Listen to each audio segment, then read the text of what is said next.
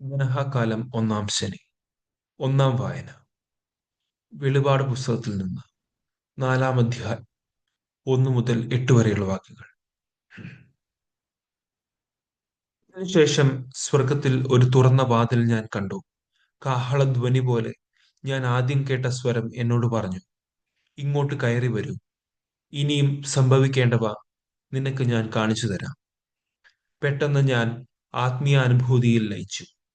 അതാ, സ്വർഗത്തിൽ ഒരു സിംഹാസനം ഒരുക്കപ്പെട്ടിരിക്കുന്നു. സിംഹാസനത്തിൽ ഒരുവൻ ഇരിക്കുന്നു. സിംഹാസനസ്ഥൻ കാഴ്ചയിൽ സൂര്യകാന്തം പോലെയും മാണിക്യം പോലെയും ആയിരുന്നു. സിംഹാസനത്തിന് ചുറ്റും മരതകം പോലുള്ള ഒരു മഴവില്ലും കാണപ്പെട്ടു. ആ സിംഹാസനത്തിന് ചുറ്റും 24 സിംഹാസനങ്ങൾ. അവയിൽ ധവളവസ്ത്രധാരികളായ 24 ശ്രേഷ്ഠന്മാർ. അവരുടെ ശിരസിൽ സ്വർണ കിരീടങ്ങൾ. സിംഹാസനത്തിൽ നിന്നും മിന്നൽ പിണരുകളും ശബ്ദങ്ങളും ഇടിമുഴക്കങ്ങളും പുറപ്പെടുന്നു. സിംഹാസനത്തിന് മുമ്പിൽ ജ്വലിക്കുന്ന 7 തീപ്പന്തങ്ങൾ. ഇവ ദൈവത്തിന്റെ സപ്താത്മാക്കളാണ്. സിംഹാസനത്തിന് മുമ്പിൽ ഒരു പളുങ്കുകടൽ. സിംഹാസനത്തിന്റെ മധ്യത്തിലും ചുറ്റിലും 4 ജീവികൾ. അവയ്ക്ക് മുമ്പിലും പിമ്പിലും നിറയെ കണ്ണുകൾ. ഒന്നാമത്തെ ജീവി സിംഹത്തെ പോലെ, രണ്ടാമത്തേത് കാളയെപ്പോലെ,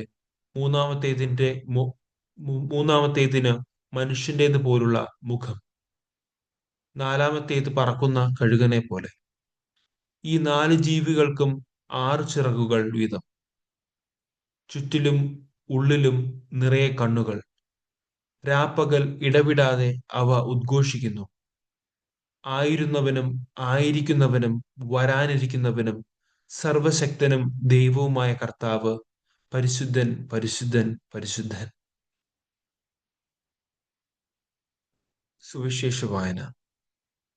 വിശുദ്ധ ലൂക്കാ എഴുതിയ സുവിശേഷം 7-ാം അധ്യായം 18 മുതൽ 23 വരെയുള്ള വാക്യങ്ങൾ. ഈ സംഭവങ്ങളെ പറ്റിയെല്ലാം യോഹന്നാന്റെ ശിഷ്യന്മാർ അവനെ അറിയിച്ചു. അവൻ ശിഷ്യന്മാരിൽ 2 പേരെ വിളിച്ച്, വരാനിരിക്കുന്നവൻ നീ തന്നെയോ, അതോ ഞങ്ങൾ വേറൊരുവനെ കാത്തിരിക്കണമോ എന്ന് കർത്താവിനോട് ചോദിക്കാൻ പറഞ്ഞയച്ചു. അവർ അവന്റെ അടുത്ത് ചെന്ന് പറഞ്ഞു, വരാനിരിക്കുന്നവൻ നീ തന്നെയോ, അതോ ഞങ്ങൾ വേറൊരുവനെ കാത്തിരിക്കണമോ എന്ന് ചോദിക്കാൻ സ്നാപക യോഹന്നാൻ ഞങ്ങളെ നിന്റെ അടുത്തേക്ക് അയച്ചിരിക്കുന്നു. അപ്പോൾ യേശു വളരെ പേരെ രോഗങ്ങളിൽ നിന്നും പീഡകളിൽ നിന്നും അശുദ്ധാത്മാക്കളിൽ നിന്നും സുഖപ്പെടുത്തുകയും അനേകം കുരുടന്മാർക്ക് കാഴ്ച കൊടുക്കുകയും ചെയ്തു. അവൻ പറഞ്ഞു, നിങ്ങൾ കാണുകയും കേൾക്കുകയും ചെയ്യുന്നതെല്ലാം ചെന്ന് യോഹന്നാനെ അറിയിക്കുക. കുരുടന്മാർ കാണുന്നു, മുടന്തന്മാർ നടക്കുന്നു, കുഷ്ഠരോഗികൾ സുഖപ്പെടുന്നു, ചെകിടർ കേൾക്കുന്നു, മരിച്ചവർ ഉയർപ്പിക്കപ്പെടുന്നു, ദരിദ്രരോട് സുവിശേഷം പ്രസംഗിക്കപ്പെടുന്നു.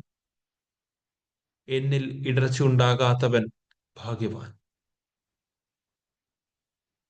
നമ്മുടെ കർത്താവായ മിശിഹായ്ക്ക് സ്തുതി.